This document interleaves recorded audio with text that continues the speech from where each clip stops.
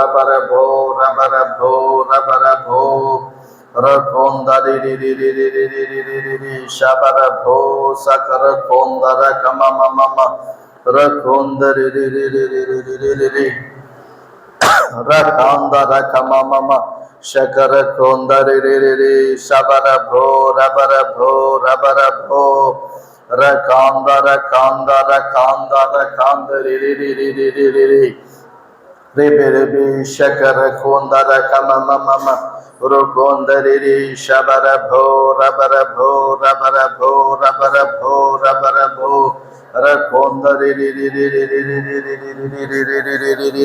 శకర కొందర కమమమ సుకర కొందరి శమరభో రబరభో రబరభో రబరభో రకందరి సబర భార కొందర కమమ సుగురు కొందరి సుగురు కొందర కమమ శకర కొందరి రకందర కందర కమమ రకొందరి శబబబబబో రకొందరి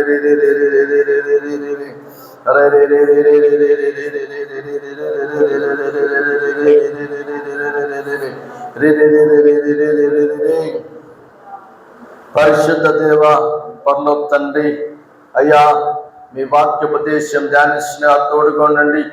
మీ సిలువ చాటును మరుగుపరుచుకొని మీ సంగతి తెలియజేయండి. మీరు నాలో ఉండి మాట్లాడండి. వాక్య గ్రహింపు మీ బిడ్డలందరికీ దయచేయండి. సమస్తము క్రమముగా మర్యాదగా జరిగించి నడిపించి సహాయం చేయమని యేసుక్రీస్తు ప్రియనామములో అడుగుచున్నాం తండ్రి, ఆమేన్. కూర్చోండి. దేవాది దేవునికి కూడొచ్చినటువంటి సంఘ సభ్యులందరికీ ప్రైజ్ లార్డ్ తెలియజేస్తున్నాను. హల్లెలూయా.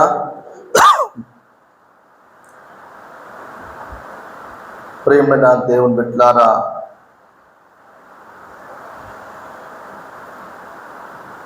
మొదటి దినవృత్తాంతముల గ్రంథము 6వ అధ్యాయము 31 నుండి 39 వచనాలు చదువుకుందాము. మొదటి దినవృత్తాంతముల గ్రంథము 6వ అధ్యాయము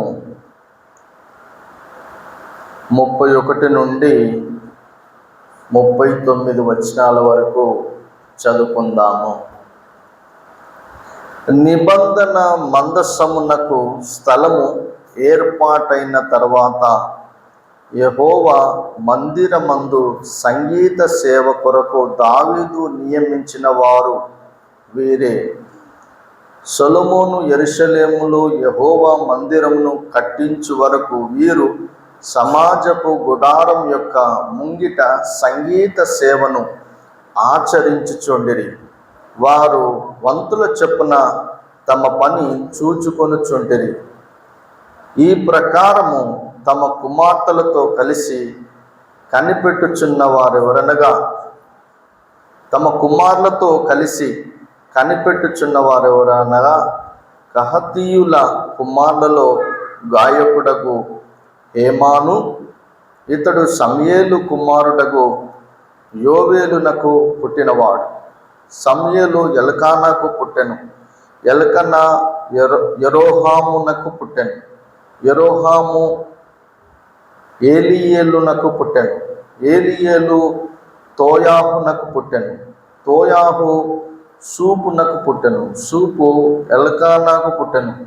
ఎల్కానా మహాత్తునకు పుట్టెను. మహాత్తు అమాషైకి పుట్టెను. అమాషై ఎల్కానాకు పుట్టెను. ఎల్కానా యోవేలునకు పుట్టెను. యోవేలు అజర్యాకు పుట్టెను. అజర్యా జెపన్యాకు పుట్టెను.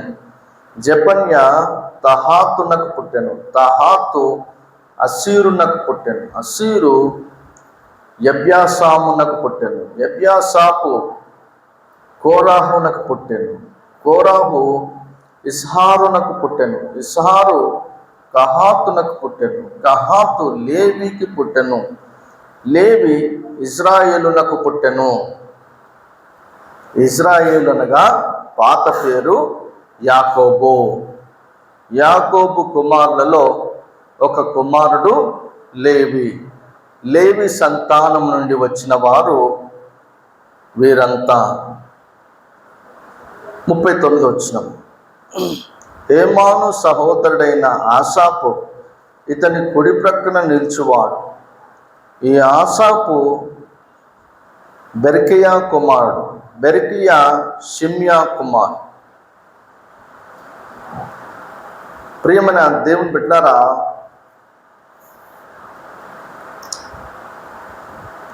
the Levites who were in charge of the music, సంగీతానికి బాధ్యత వహించిన లేవీయులు. He-Man, he led the music. హీమాను అతను సంగీతానికి నాయకత్వం వహించినవాడు. గాయకుడకు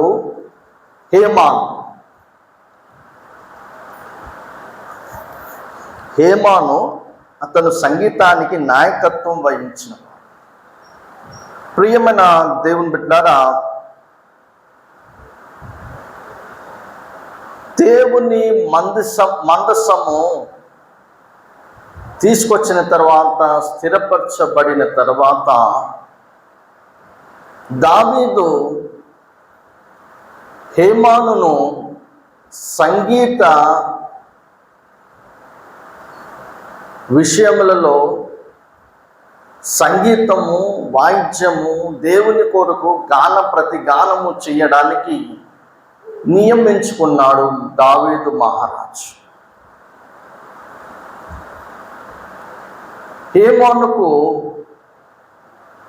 ఆ మందిరములో దేవుని వాయిద్యాలు వాయిస్తూ దేవుని కొరకై సంగీతకారుడిగా దేవుని కొరకు పాట గాన ప్రతిగానము చేస్తున్నప్పుడు దేవుడు తనకు బయలుపరిచిన విషయాన్ని, అది కలల ద్వారా కానీ, దర్శనం ద్వారా కానీ, ప్రవచనం ద్వారా కానీ, స్వరం ద్వారా కానీ, దేవుడు హేమానుకు బయలుపరిచిన ప్రతి విషయానికి దేవుని ప్రజలకు తెలియజేటప్పుడు ప్రతి విషయము దేవుని ప్రజలకు తెలియజేసేవాడు.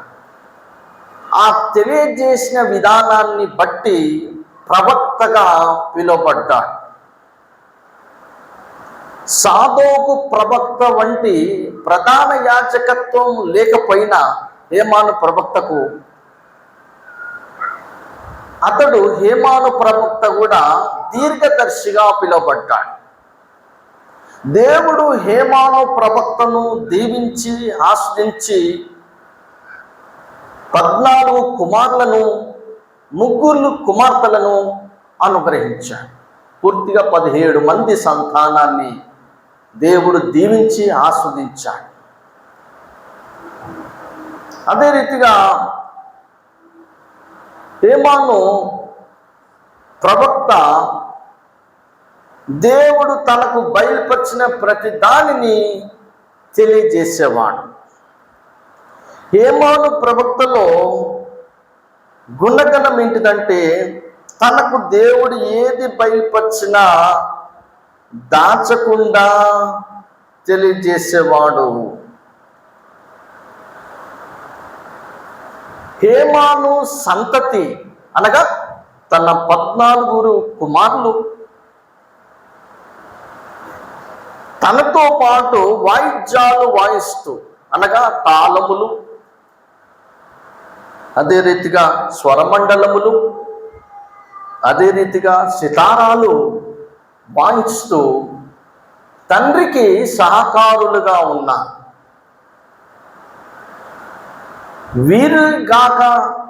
వీరితో పాటు వాయిద్యాలు వాయిస్తూ గాన ప్రతిగానం చేయడానికి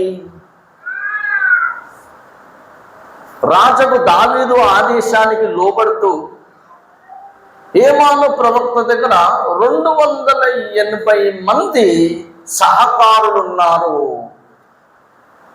వాయిద్యాలు వాయించడానికి, సంగీతానికి సహకరించడానికి.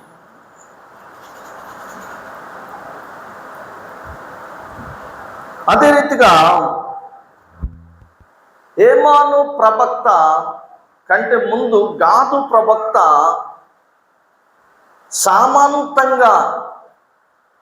సామాంతరముగా ఉన్నాడు. దావీదు మహారాజ్కి గాదు ప్రవక్త సామాంతరముగా ఉన్నాడు. సామాంతరము అనగా ప్యారలల్ ప్రాఫిట్స్ అంట. అంటే ఒకవైపు గాదు ప్రవక్త చేత నడిపింపబడుతున్నాడు, మరొక వైపు మందిరములో ఉండి తనకు దేవుడు ఏదైతే బయలుపరుస్తాడో హేమాను ప్రవక్త వెళ్ళి మళ్ళీ తిరిగి దావీదుకు తెలియజేసేవాడు, దేవుని ప్రజలకు తెలియజేసేవాడు. గాదు ప్రవక్తకున్న పేరు హేమాను ప్రవక్తకు లేకపోయినా తనకు దేవుడు ఏది బయలుపరిచిండో ప్రతి కట్టడను ప్రతి వివరణను దేవుని ప్రజలకు తెలియజేసేవాడు హేమాను ప్రవక్త. ఇక్కడ ప్రియమైన దేవుని బిడ్డలారా, హేమాను ప్రవక్త దేవుని సన్నిధిలో కొమ్ము ఊదగల సమర్థుడు. దేవుని మందిరములో కొమ్ము ఊదగల సమర్థుడు.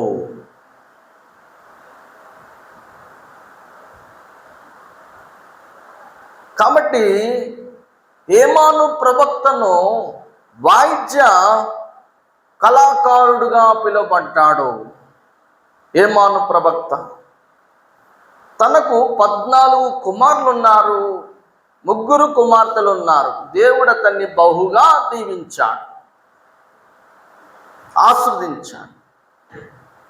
హేమాను ప్రవక్త సంగీతానికి నాయకత్వం వహించాడు.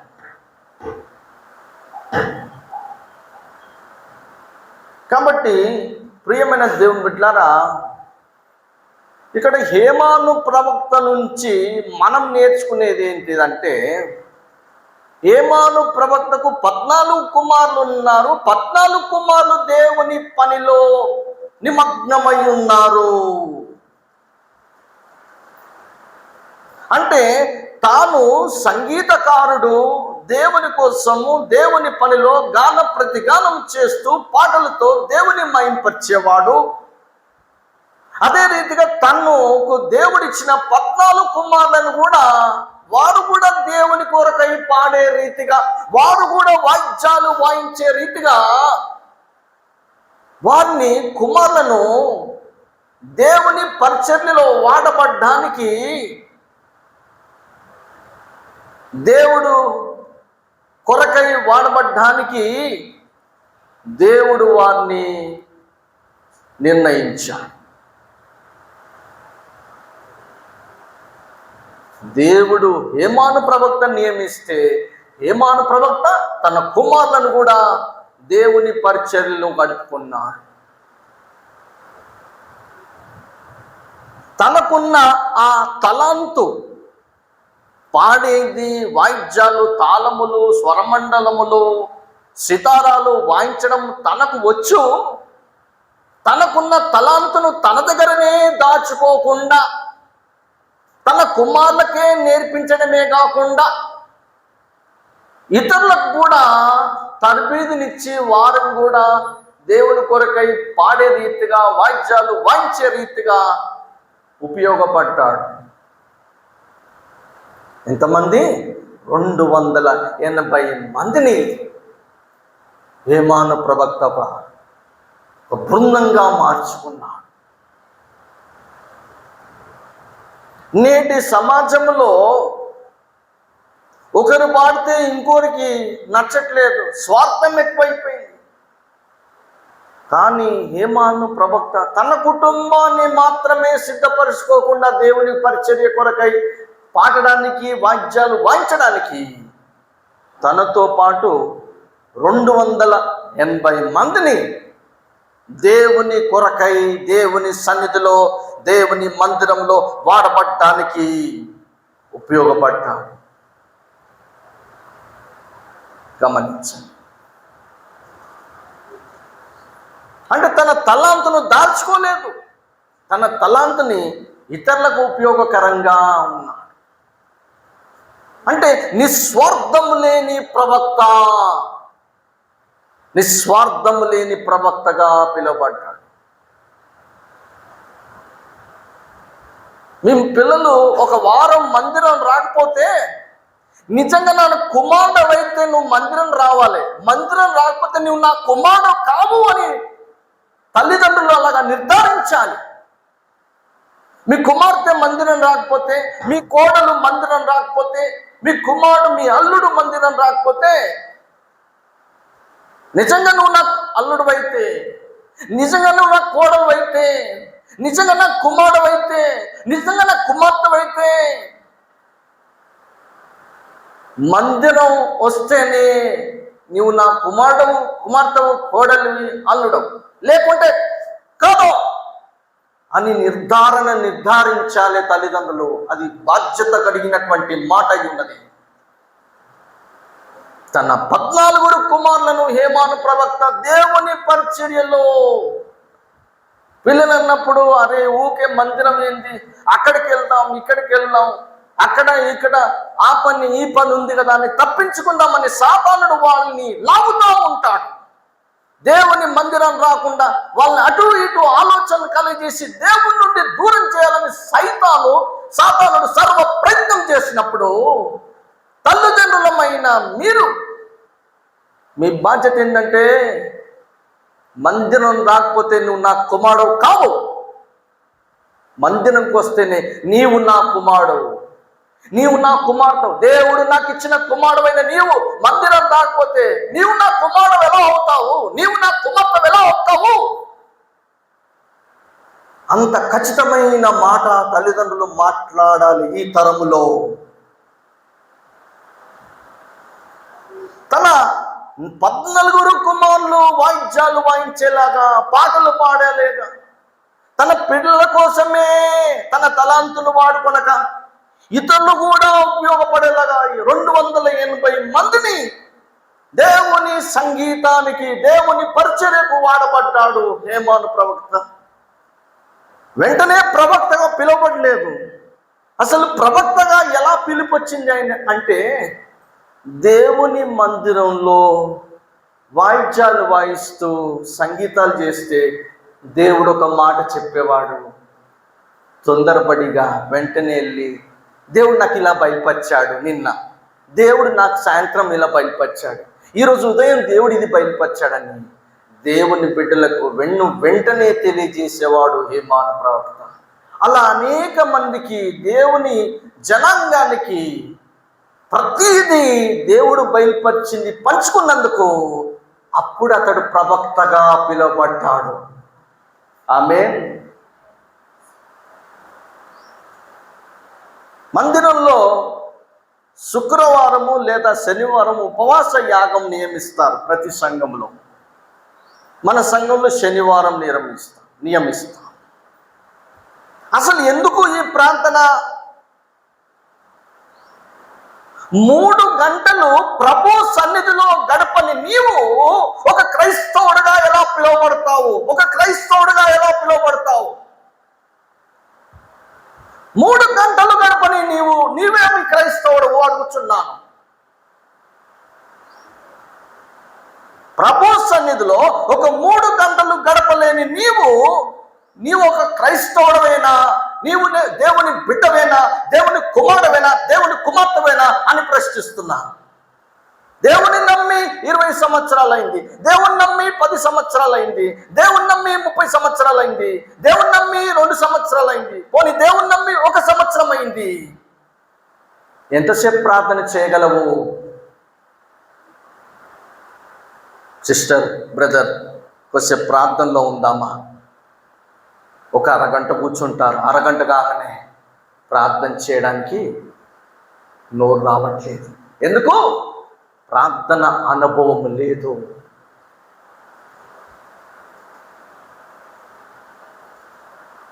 ప్రభు కృపను బట్టి తక్కువలో తక్కువ నేను 6 గంటలు ప్రభు సన్నిధిలో ప్రార్థించగలను. తక్కువలో తక్కువ. ఒక 3 గంటలు గడపని నీవు మందిరానికి శనివారం ప్రార్థనకు ఉపవాస యాగానికి వచ్చిన నీవు కళ్ళు మూసుకుంటే 3 గంటల వరకు కళ్ళు తెరవకూడదు. అది ప్రార్థన అంటే. పక్కవారిని పట్టించుకోవద్దు, అది ప్రార్థన అంటే. చివరి ప్రార్థన అయ్యగారు మైక్ తీసుకొని ముగింపు ప్రార్థన చేసేటప్పుడే నీవు కళ్ళు తెరవాలి. ఏమని? ఆ ముగింపు ప్రార్థనకు వచ్చేసాము. ముగింపు ఆమేన్ అన్న తర్వాత నీ మనోనేత్రాలు తెరవబడాలి, నీ భౌతిక నేత్రాలు తెరవబడాలి. అప్పటి వరకు కళ్ళు మూస్తే కళ్ళు తెరవద్దు. అది ప్రార్థన. ప్రార్థన అంటే అది. అప్పుడు దర్శనములతో దేవుడు నిన్ను ఎందుకు నడిపించాడు?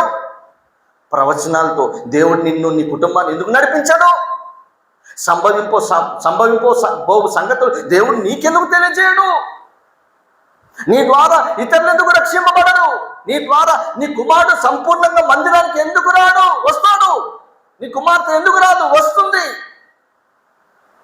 ఎందుకంటే ప్రార్థన చేయనందుకు అపవాది వారిని బంధించి బంధకములలో దేవుని సన్నిధికి రాకుండా చేస్తాడు దుష్టుడు. ఆ బంధకములు పోవాలంటే దానికి విరుగుడు మందు ప్రార్థన. ఉపవాస ప్రార్థన అంటే ఏంటి? ఓ 3 గంటలైనా మందిరంలో గడపడానికి ప్రార్థన నియమమే ఉపవాస ప్రార్థన.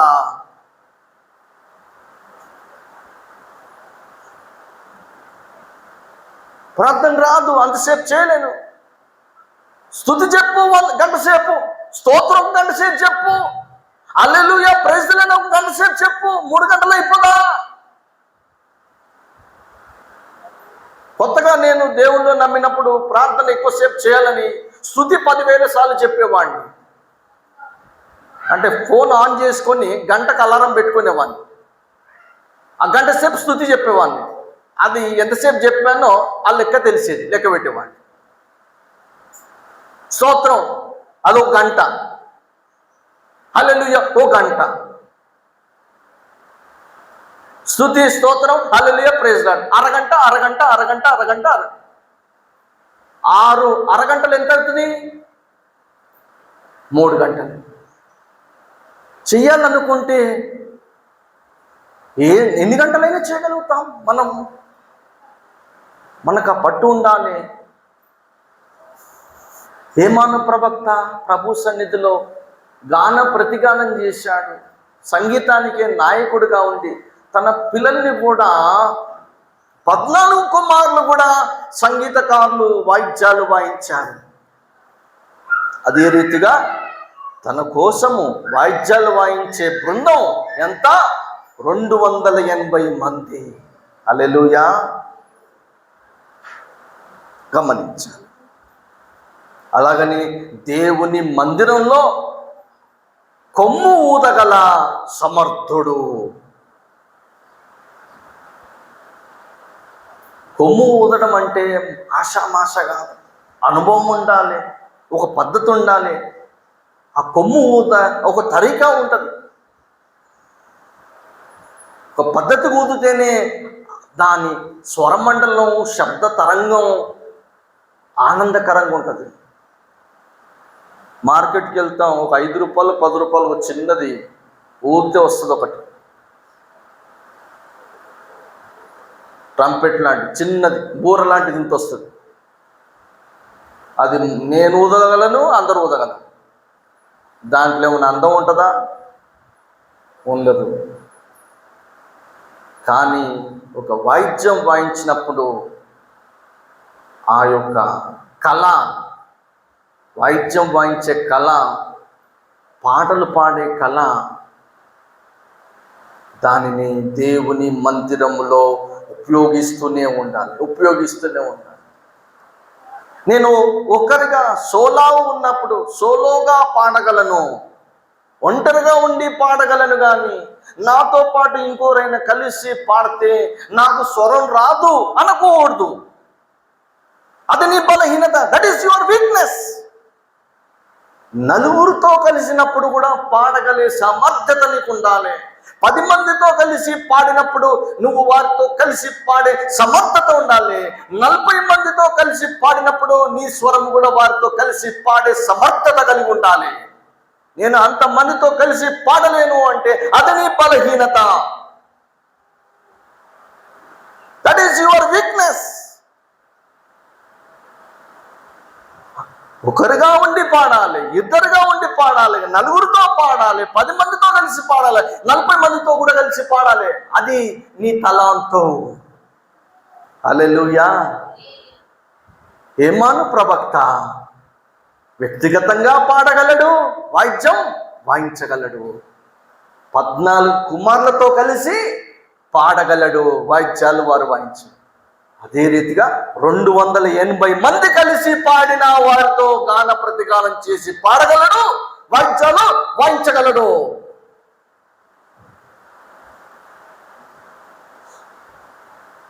కాబట్టి ఒక నిస్వార్థము లేని ప్రవక్తగా చూస్తున్నాం. తనకొచ్చింది ఇతరులకు పంచి ఇయ్యడము, తనకొచ్చిన ఆ వాయిద్యాలు ఇతరులకు నేర్పించడం, తనకొచ్చిన గాన ప్రతిగానము, స్వరము ఇతరులకు సంగీతము నేర్పించడము, ఇతరులకు ఉపయోగకరంగా ఉండడము, అది హేమాను ప్రవక్తలో మనం చూస్తున్నాం.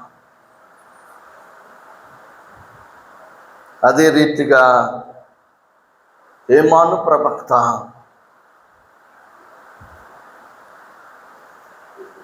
గాదు ప్రవక్త కన్నా పేరు లేకపోయినా తను కూడా దేవుని సన్నిధిలో గడిపినప్పుడు దేవుడు తనకి ఏది బయలుపరిచినా అది వెంటనే దేవుని జనాంగానికి, దేవుని ప్రజలకు తెలియజేసేవాడు.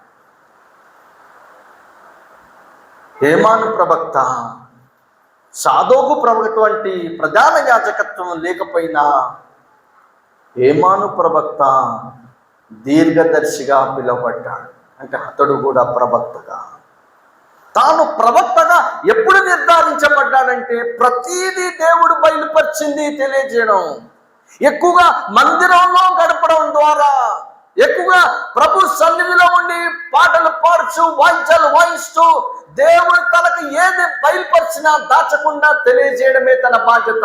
ప్రతి విషయము, ఒక విషయం దేవుడు బయలుపరిస్తే చెప్పడము, రెండో విషయం అట్లా 10 విషయాలు 20 విషయాలు ఏది తనకు దేవుడు బయలుపరిచినా తెలియజేయడం తన అలవాటు చేత అప్పుడు ప్రవక్తగా పిలువబడ్డాడు. హల్లెలూయా.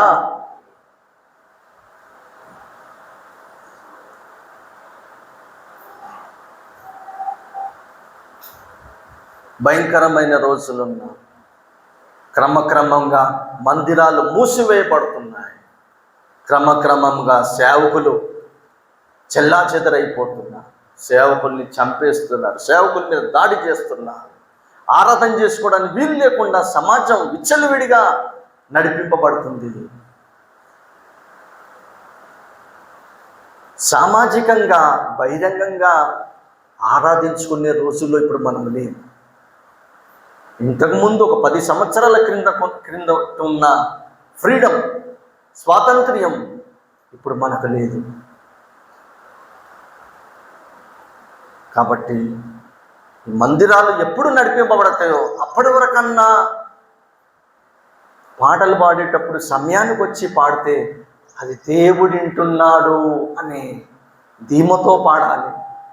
నీ స్వరము తీయగా ఉంటుందో, నీ స్వరము కోకిల స్వరమో, నీ స్వరము ఏ స్వరమో అది దేవునికి అనవసరం. చక్కగా పాడుతుంటే నీ స్వరమే మారిపోతుంది, మాధుర్యముగా మార్చబడుతుంది. కానీ నువ్వు పాడేది దేవుడు వింటున్నాడు అనే ధీమతో పాడు. హేమాను ప్రవక్త అతడొక్కడే సంగీతకారుడు. మొదటిగా అతడు ప్రారంభించాడు, దేవుడింటే చాలు అని ప్రారంభించాడు. తనకిచ్చిన 14 కుమారులు కూడా సంగీతంలో నడిపించాడు, వాయిద్యాలు నేర్పించాడు. తర్వాత 280 మంది బృందముగా నడిపించాడు. దేవుడు వింటున్నాడనే ధీమతో పాడాలి. మనం ప్రసంగించే సమయానికి పాట పాడితే బాగుండన్నప్పుడు ప్రసంగ సమయాన్ని మింగేసి పాట పాడడానికి ఎలాగా నేను మీకు సమయం ఇవ్వాలి ఆలోచించి. సంగీతాలు పాటలు పాడి వాయిద్యాలు వాయించే సమయంలో ఆ సమయము దుష్టుడు మీ దగ్గర నుంచి మింగేస్తున్నాడు. ఆ సమయానికి రాకుండా దుష్టుడు మీకు ఏదో ఒక పని చెప్పి వాక్యం సమయానికి తీసుకొస్తున్నాడు, పాటలు పాడే సమయానికి మిమ్మల్ని రానియట్లేదు. కారణం దుష్టుడు. ఎందుకు? మీరు ప్రతిగానం చేస్తే దేవునికి మహిమ, సాతానుకు సిగ్గుచేటు. వాడు గుర్తెరిగి దేవుల్లో వాడబడకుండా ఆ సమయాన్ని ఏదో ఒక పని పెట్టి మందిరానికి సమయానికి రానియట్లేదు. ఎందుకు? దేవునికి వచ్చే మహిమ దేవునికి రావడం సాతానుడికి ఇష్టం లేదు. అందుకే సమయానికి వచ్చి చక్కగా మనం పాడినప్పుడు దేవుడు ఎంతగానో మనల్ని బట్టి ఆనందిస్తాడు. హల్లెలూయా. ప్రారంభించు. ఈ రోజు నుంచైనా కుమారుడు ఒక 3 గంటలు ప్రార్థన చేయడం ప్రారంభించు. ఒకేసారి 3 గంటలు చేయలేనప్పుడు ఉదయం 1 గంట, మధ్యాహ్నం 1 గంట, సాయంత్రం 1 గంట. కొన్ని మధ్యాహ్నం డ్యూటీలో ఉంటే ఉదయం 1 గంట చేసుకో. ఇంటి నుంచి వచ్చాక 2 గంటలు ప్రార్థన చేయి. అలవాటు చేసుకో.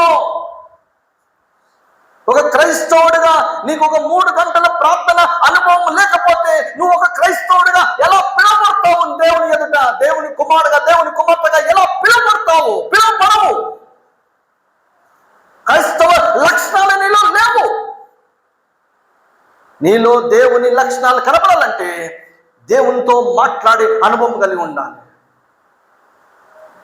యూట్యూబ్ ఓపెన్ చేస్తే వేల ప్రసంగాలు, ఫేస్బుక్ ఓపెన్ చేస్తే వేల ప్రసంగాలు, ఎన్నో వేల ప్రసంగాలు రోజునొచ్చు. కానీ వాళ్ళు చెప్తున్నారు, నువ్వు వింటున్నావు. వారు చెప్తున్నారు, నువ్వు వింటున్నావు. నీవు ఎప్పుడు దేవునితో ఎప్పుడు మాట్లాడతావు? అది నేను అడిగేది. వారి ద్వారా దేవుడు మాట్లాడుతున్నారు, నువ్వు వింటున్నావు. కానీ నీవు దేవునితో ఎప్పుడు మాట్లాడతావు? ఒక అరగంటనా?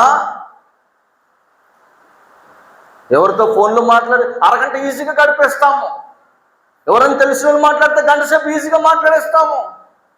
దేవుని సన్నిధిలో ఒక 3 గంటలు గడపని నువ్వు దేవుని బిడ్డగా ఎలా పిలువబడతావు అడిగేది ప్రశ్న. ప్రారంభించు. బ్రదర్స్ డ్యూటీకి పోతారు. భయంకరమైన రోజులు ఉన్నాం మనం. ఈ వేసవి కాలంలో మొన్నటి వరకు తెలంగాణ రాష్ట్రంలో 115 మంది చనిపోయారు ఎండ దెబ్బకు. భారతదేశంలో వేల మంది చనిపోయారు. వందలు కాదు, వేల మంది ఎండ దెబ్బకు చనిపోయారు. నేను ప్రార్థించేటప్పుడు ఒకటే, ప్రభా మీ బిడ్డల్ని కాపాడు.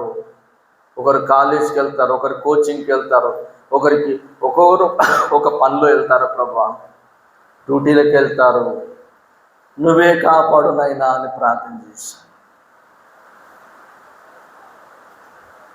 ప్రభు సన్నిధిలో భయంకరమైన ఎండ తీవ్రతను దేవుడు మనల్ని కాపాడాడు.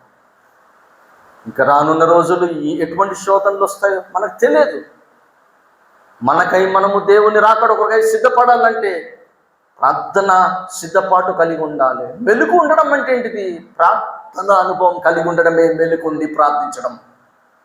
నువ్వు మెలుగు ఉండంటే ఏంటిది? రాత్రిలో నిద్రపోవద్దని కాదు. మెలుగు ఉండడం అంటే తక్కువలో తక్కువ ఒక 3 గంటలైనా దేవునితో ముచ్చటించడము, దేవునితో మాట్లాడడం, అదే మెలుగుండడము. హేమాను ప్రవక్త తన జీవితమంతా మందిరములో పాటలు వాయిద్యాలు మందిరంలోనే గడిపేశాడు. తాను గడపడమే కాకుండా తన కుమారులు 14 కుమారులను కూడా దేవుని పరిచర్యలో ప్రతిగానం చేయడానికి, వాయిద్యాలు వాయించడానికి, స్వరమండలము, తాళములు, సితారాలు వాయించడానికి, వారిని కూడా దేవుని సన్నిధిలో వాడబడ్డానికి దేవుని మందిరంలోనే వారిని స్థిరపరిచాడు. అదే రాకుండా ఇతరులకు కూడా 280 మంది ఇతరులకు కూడా దేవుని పాటలు పాడడానికి, వాయిద్యాలు వాయించడానికి తన తలాంతునంతా ఇతరులకు ఉపయోగపడ్డాడు. ఈరోజు నీ ప్రార్థన ద్వారా ఎంతమందికి ఉపయోగపడుతున్నది? తక్కువలో తక్కువ నీ కుటుంబానికి ఉపయోగపడుతుందా? పోనీ నీకు ఉపయోగపడుతుందా నీ ప్రార్థన? నీ కుటుంబస్తులకు ఉపయోగపడుతుందా? నీ బంధువులకు ఉపయోగపడుతుందా? సమాజానికి ఉపయోగపడుతుందా? నేటు చెడిపోయే సమాజంలో మనం ఉన్నాం. గోధుమలు గురుగుల మధ్య మనం ఉన్నాము. గోధుమల వల్లే ప్రభు సన్నిధిలో ఉన్నాము, గురుగుల వల్లే దుష్టుని సంబంధులు ఉన్నారు. కాబట్టి మన ఆత్మను మనము చల్లార్పుకోకూడదు. ఈ అంచె దినాల్లో ప్రార్థన లేకపోతే నీకు తెలియకుండానే నీ ఆత్మ చల్లారిపోతుంది.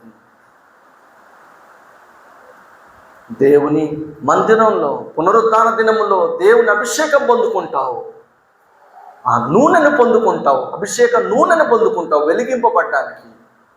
ఆ దీపము వారమంతా వెలిగింపబడాలంటే నీ వంతు నీవు ఎన్ని గంటలు ప్రార్థన చేస్తావు? కుమార్తె, కుమారుడా, యవనుడా, యవనస్తురాలా, దేవునితో మాట్లాడుతున్నాడు, ప్రవక్తగా అడుగుతున్నాను.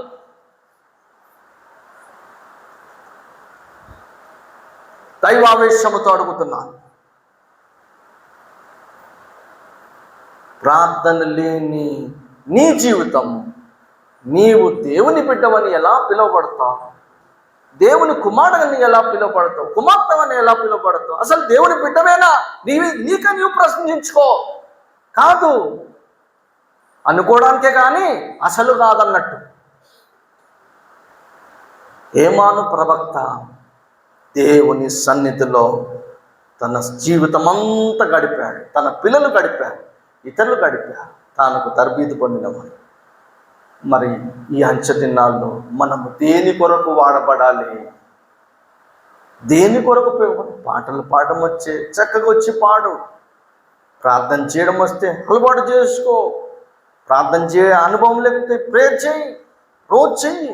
శనివారం వచ్చి అలానే మందిరంలో పడుండు, 3 గంటల వరకు కళ్ళు తెరవద్దు. అలా కళ్ళు మూసామంటే 3 గంటలకు తెరవద్దు. దానిని సరైన ప్రార్థన అంటారు. కాబట్టి అప్పటి ప్రవక్తల యొక్క నిష్ఠభక్తి, త్యాగము, పట్టుదల నేటి తరములో ఉన్న క్రైస్తవులకు, సేవకులకు ఉందా? అది మనం గుర్తెరగదు. ఇతరుల లోపాలు పట్టి మనము విమర్శించాలని కాదు, కానీ మన తప్పును మనము సవరించి సరి చేసుకోవడం ఈ అంచె దినాల్లో ప్రాముఖ్యమైనది. దేవుడు తన మాటను దీవించి ఆశించుగాక. ఆమె కళ్ళు మూసుకుందాం. పరిశుద్ధ దేవ, పరలోక తండ్రి, హేమాను ప్రవక్తకు ఉన్నటువంటి నిస్వార్థమైన జీవితం, అందును బట్టి మీకు స్తోత్రం చెల్లిస్తున్నాం. అటువంటి నిస్వార్థమైన జీవితంతో మా సంఘస్థులందరినీ నడిపించు.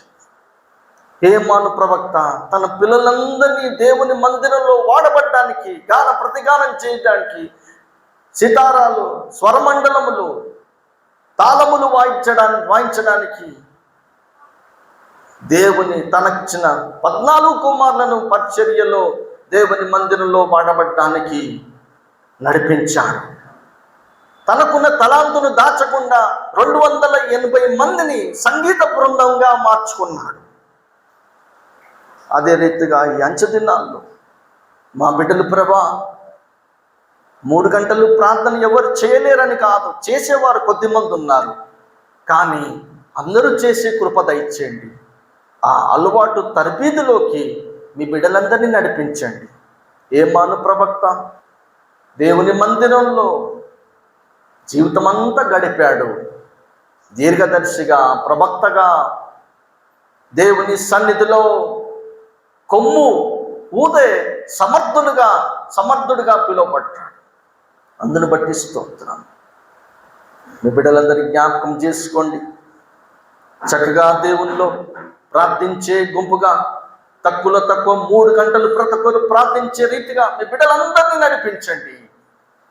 వాయిద్యాలు వాయించే రీతిగా, సమయానికి వచ్చే రీతిగా, గాన ప్రతిగానం చేస్తూ మిమ్మల్ని మైంపరిచే రీతిగా ఇంకా వాడుకోండి ప్రభా.